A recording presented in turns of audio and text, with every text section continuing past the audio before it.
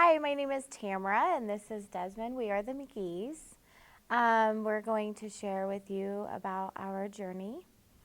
We met in August of 2001, and we got married a year and a half later in May of 2003. We were told by the doctors that we were unable to have children. And so we ended up not worrying about it and giving it to the Lord.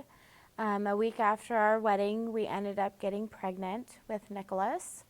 And so my pregnancy was pretty rough. I was really sick through the whole entire time. We we ended up having him 5 weeks early, and at the birth, it wasn't good. The doctors ended up panicking, and he came out a little bit blue, where he was lack of oxygen, and so they took the cord away from his neck, and ended up immediately resuscitating, bagging him, sticking a tube down his throat, just really violently working on him. And this, mind you, was our first time ever having a child. This is our first baby. And this was all done in our room, where we sat there and we were in complete shock, disbelief that this was happening.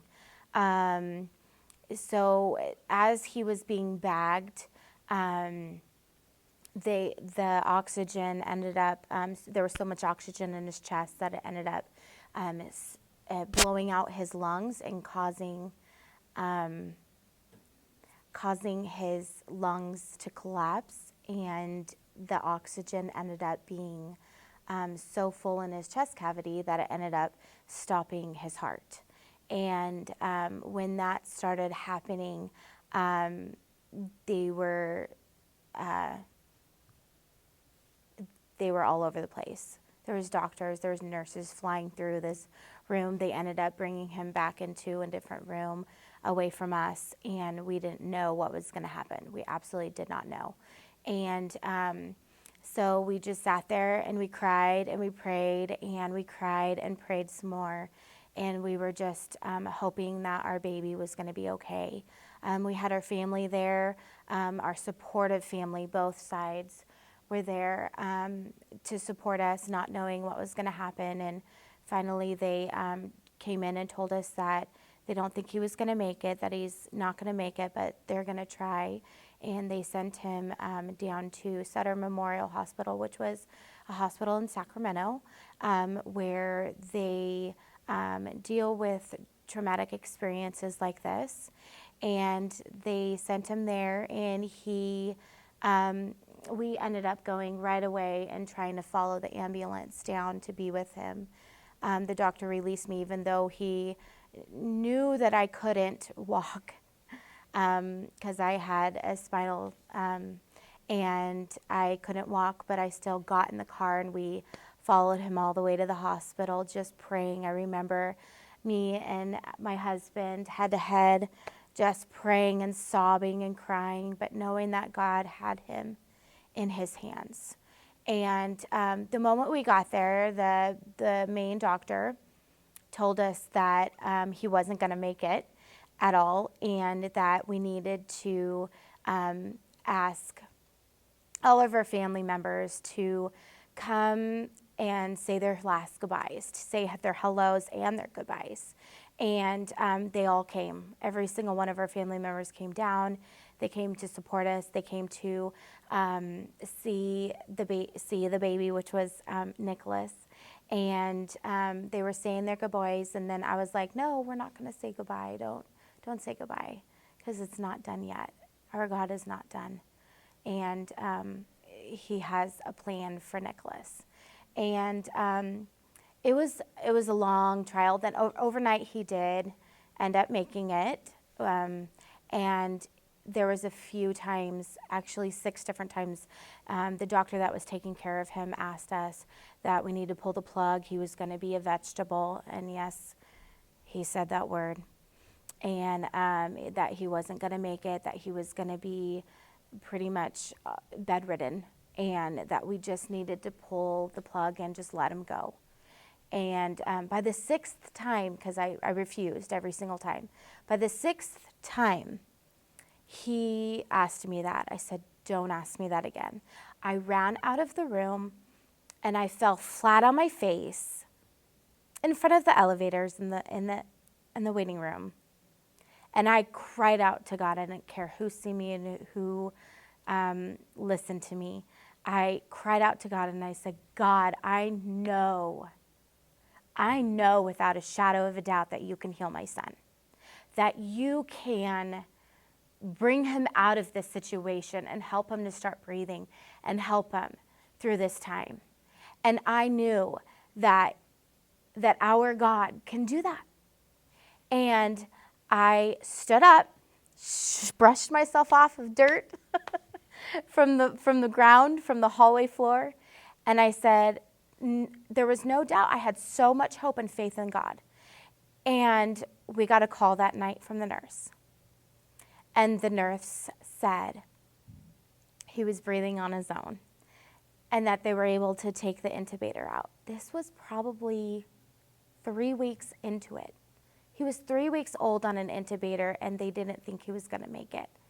And they were able, that night, he seriously was like, I've got this. He started breathing on his own. They took out the intubator, and he was just doing so well. Like from then on, God was just progressively healing him. And he is an amazing child to this day. He is a bright young man that we love so much. And that's because God healed him. God healed him and brought him out of this. And we couldn't be more happier. After that, after the 2 years of him just trying to like make it, go through therapies, there's so much that was needed to be done for him to get to where he's at today. He is in a wheelchair, but he chose that, and he's doing amazing. We ended up getting Kaylee 2 years later. We decided to start fostering. God called us to start fostering children and help these children out and help the parents out during a really rough time. And we decided, okay, Lord, this is what your plan. This is what we're going to do. We ended up getting Caleb. Caleb was our first placement. He was 8 months old. And we really wanted the bio mom to get him back. You know, we tried everything we were there for Caleb, and you know, that was our goal. Our goal was to help these children and these parents out during a rough time. And 4 months later, we ended up getting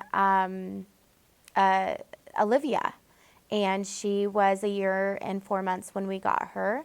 And you know, her story is in itself, she's got a pretty remarkable story. But the Lord called us to take these kids on, and we knew that this is what we were supposed to do. We ended up finding out 3 years later that we were able to adopt them, and we were super excited to choose them and to love on them. And so we're going through this journey still. It's been rough, but God has seen us through it. We ended up leaving my hometown, Paradise, about 2.5 years ago. God called us to leave and to come here to Caldwell, Idaho. We do not have family here. We do not have friends here. God just knew that I just knew that God wanted us to be here. And so we ended up leaving, and we came here, and we were searching for a church, and it was a good 6 months of searching for that church that we really wanted and that we really felt God calling us, and we just didn't until we came here. The moment we stepped foot in this church, Oregon Trails Church of God, it was amazing. The love that we experienced, and we felt the teaching was just amazing. We knew without a doubt that this was our home church, and we just grounded ourselves. And we are super happy and excited to be here, and that's our journey. Thanks for listening.